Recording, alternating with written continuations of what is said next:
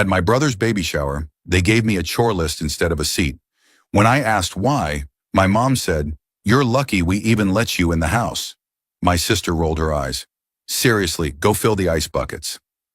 I didn't react, just opened my laptop on the kitchen counter and hit send. 10 minutes later, my dad's phone buzzed, then my uncle's, then my brother's. One by one, their faces went pale. My name is Nathan. I'm 32 years old, and for most of my life, I've been the family's safety net. The one they called when rent was short, the one they forgot on holidays, the one whose birthday came and went without a single text message, but whose bank account always had room for one more emergency. I grew up in a house where my younger brother Colin was the son, and I was just a shadow that happened to live there too. When he wanted a new gaming console, I was told to give up my summer camp money. When he crashed his first car, I worked double shifts at 17 to help cover the insurance spike. When he needed college tuition, I delayed my own education by 3 years. Nobody asked. They just expected. My parents made it clear from the beginning. Colin was the golden child, the one with potential, the one who would make the family proud.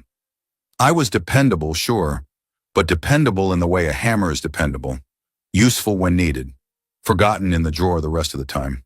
I used to think it would change, that one day they would see how much I sacrificed, how many times I showed up when it mattered. But the years taught me a harder truth. The more you give to people who don't value you, the more invisible you become. By the time I turned 30, I had paid off my mother's credit card debt twice. I had covered 3 months of my father's mortgage when his business slowed. I had wired money for Colin's wedding, his honeymoon, his down payment on a house. They never paid me back. They never even said thank you. My sister Rebecca was no different. She was younger than Colin, but just as entitled. She called me her bank brother at family dinners, laughing like it was a joke. It wasn't. Every time her car broke down, every time her rent came up short, every time she wanted a girls' trip to Miami, my phone would buzz. And I answered, every single time. I told myself it was what family did, that love meant sacrifice, that someday they would realize what I had done for them, and it would all be worth it. I was wrong. The baby shower invitation came 3 weeks ago. It arrived in my email with a cheerful subject line and a pastel blue border. Colin and his wife Stephanie were expecting their first child, a boy. The whole family was excited. I should have been excited too. But when I opened the invitation, I noticed something strange. Everyone else's name was listed under special guests. Mine was listed under event support. I stared at that line for a long time. Event support, not family, not guest. Support. I called my mother to ask if it was a mistake. She laughed, that light, dismissive laugh she used whenever I asked for anything that resembled respect. "Oh, Nathan, don't make it a big deal. You're always so sensitive." I wasn't sensitive. I was paying attention. I thought about not going. I thought about finally drawing a line and saying no. But part of me, the part that still wanted to believe, thought maybe this time would be different. Maybe they would see me. Maybe I would matter. So I went. The house was decorated beautifully. Balloons in every corner. A dessert table stacked with cupcakes and cookies.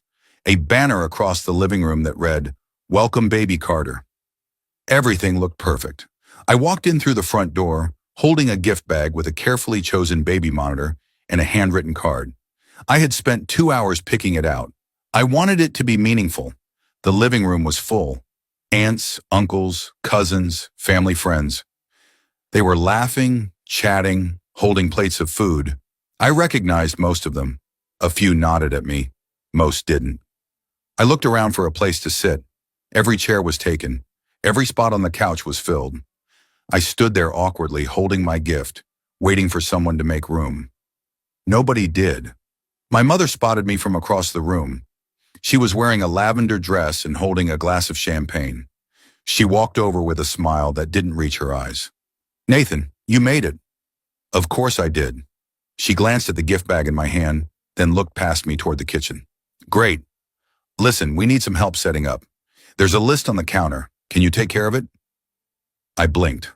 A list? Yes, just some small things.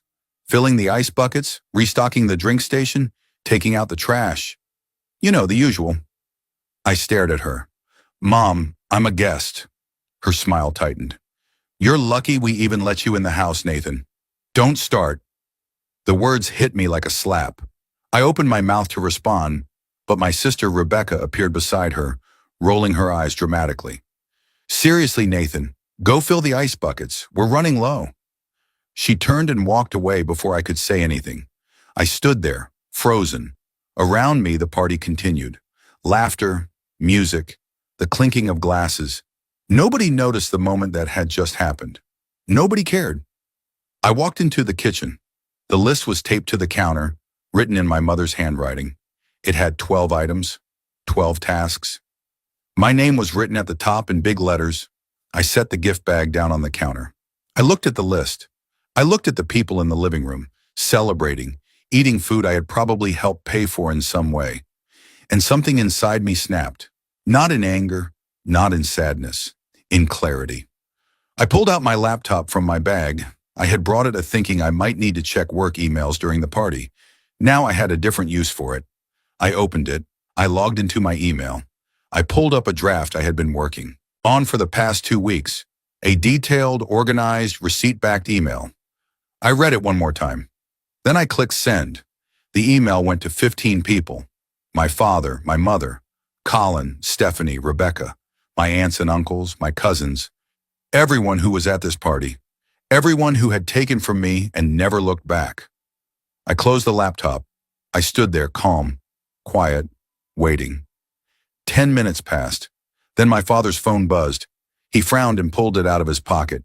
His face went pale as he read. My uncle's phone buzzed next, then my brother's, then my mother's. One by one, their faces changed. The color drained, the smiles disappeared. I didn't move. I just watched. The room didn't explode. That's what people always expect. The big confrontation, the shouting match, the dramatic scene. But that's not what happened. Instead, there was silence.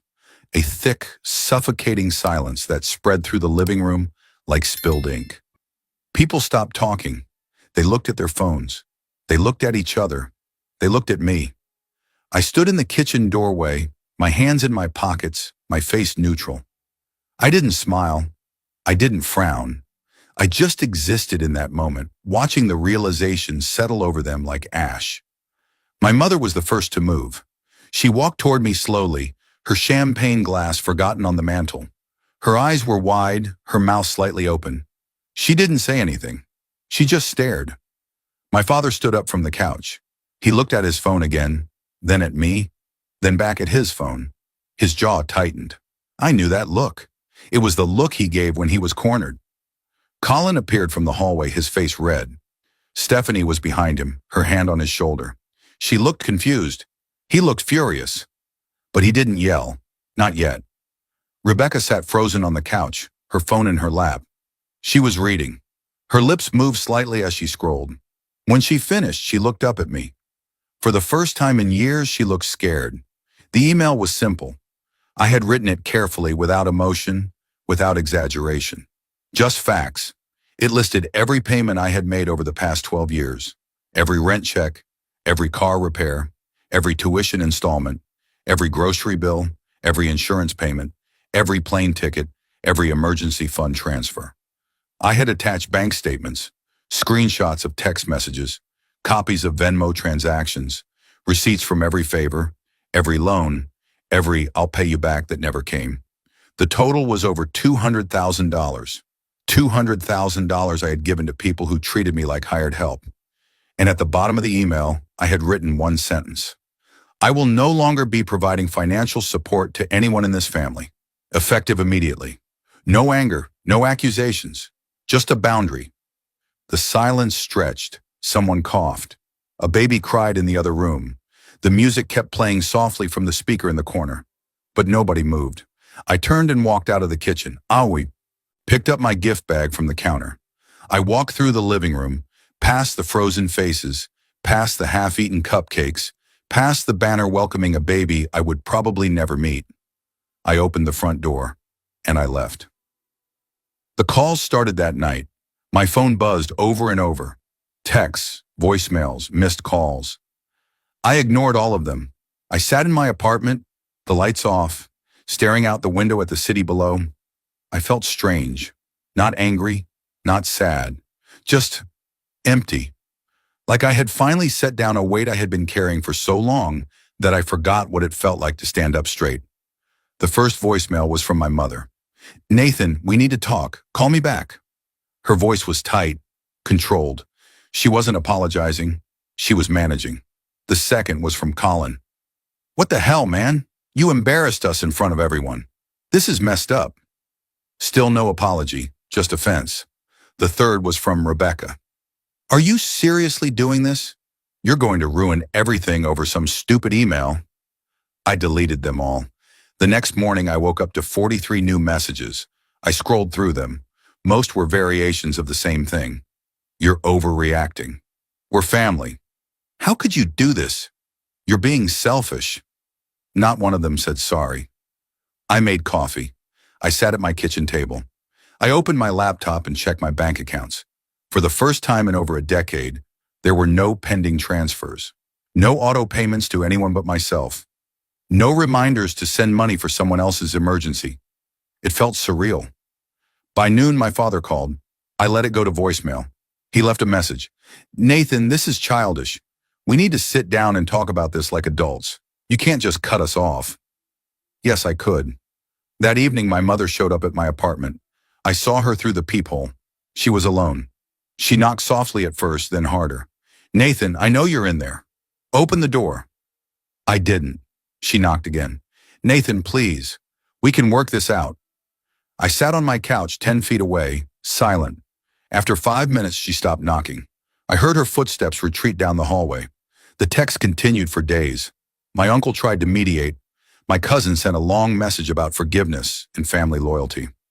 My aunt called me ungrateful, but none of them addressed the email.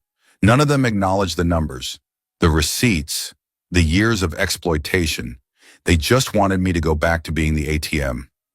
I blocked them one by one. By the end of the week, my phone was quiet, and for the first time in my adult life, I felt free. 3 weeks after the baby shower, my brother showed up at my office. I was in the middle of a meeting when my assistant knocked on the door. "Mr. Harrison, there's someone here to see you. He says he's your brother." I paused. My co-workers looked at me. "Tell him I'm busy." She nodded and left. 5 minutes later, she was back. "He says he's not leaving until you talk to him." I excused myself from the meeting. Colin was standing in the lobby, arms crossed, jaw tight. He looked tired. His shirt was wrinkled. He hadn't shaved. "We need to talk," he said. "No, we don't." "Nathan, come on. You can't just ignore us forever." "Watch me." He stepped closer, lowering his voice. "You're destroying this family." I laughed, actually laughed. It surprised both of us. "I'm destroying it?" "Colin, I've been holding it together for years. By throwing money at us and then acting like a martyr? By supporting people who never once said thank you." His face twisted. "We didn't ask you to do that." "Yes, you did. Every single time you called me for rent, for car payments, for your wedding, for your house, you asked. That's what family does." "No, that's what I did, and I'm done." He stared at me, breathing hard. For a moment, I thought he might actually apologize, that he might finally see it. But then he shook his head. "You're being selfish. And you're being entitled. Mom's crying every night because of you." Then maybe she should have treated me like a son instead of a checkbook. His jaw clenched. He took a step back. "Fine, if that's how you want it." "It is." He turned and walked out. I stood there for a moment, watching him leave. My hands were shaking, not from anger, from relief. I went back to my meeting. That night I got a text from Stephanie, Colin's wife. "I know things are complicated, but you're going to regret this. Family is everything." I typed a response, then deleted it, then typed another. "Family is supposed to go both ways." I hit send. She didn't reply. 2 days later, my mother tried a different approach. She sent a long email. It started with reminiscing about my childhood, about the sacrifices she made for me, about how hard it was to raise 2 kids. Then it shifted. She said I was ungrateful, that I had embarrassed them, that I was selfish for airing private family matters, that I had ruined Colin's special day. She ended with a line that made my stomach turn. If you want to be part of this family again, you need to apologize and make this right. I read it 3 times, then I archived it. I didn't respond. I was done explaining myself to people who never listened. I spent the next month quietly organizing everything. I wasn't planning revenge. I was planning protection because I knew them. I knew how this worked. They would try to rewrite history. They would tell people I abandoned them, that I was bitter and cruel, that I turned my back on family for no reason. So I gathered proof. I pulled every bank statement from the past 12 years. I printed them. I highlighted every transfer, every payment, every loan that was never repaid. I went through my text messages. I took screenshots of every request for money, every guilt trip, every promise to pay me back. I went through my emails. I found the messages where my mother asked me to co-sign for Colin's car, where my father asked me to cover his mortgage, where Rebecca sent me her rent portal login and asked me to just handle it this month. I organized everything into a folder. I labeled it. I dated it. I backed it up in 3 places. I wasn't going to let them erase what they did. One evening, my cousin Maya called. She was the only one in the family I still respected. She had always been kind to me, never asked for money, never participated in the favoritism. "Nathan, I need to tell you something." "What?" "Your mom is telling people you stole from the family." I went still. "What?" "She's saying you took money from your dad's business account without permission, that you're making up these payments to cover your tracks." My jaw tightened.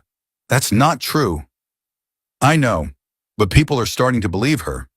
"Who?" "Your aunts, some of the cousins. They're saying you're lying about the amounts, that you're trying to make them look bad." I closed my eyes. Of course they were. "Thanks for telling me. What are you going to do?" "I don't know yet, but I did know." I opened my laptop. I pulled up the folder. I created a new document. I wrote a detailed timeline. Every payment, every request, every broken promise.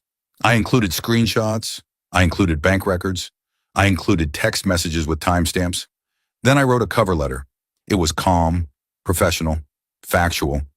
It explained that I had been financially supporting my family for over a decade, that I had never asked for repayment, that I had been treated with disrespect despite my generosity, that I was no longer willing to continue. I ended with a simple statement. I have documented everything. If my name is slandered or my characters attacked, I will make this documentation public. I didn't send it yet. I saved it. I waited.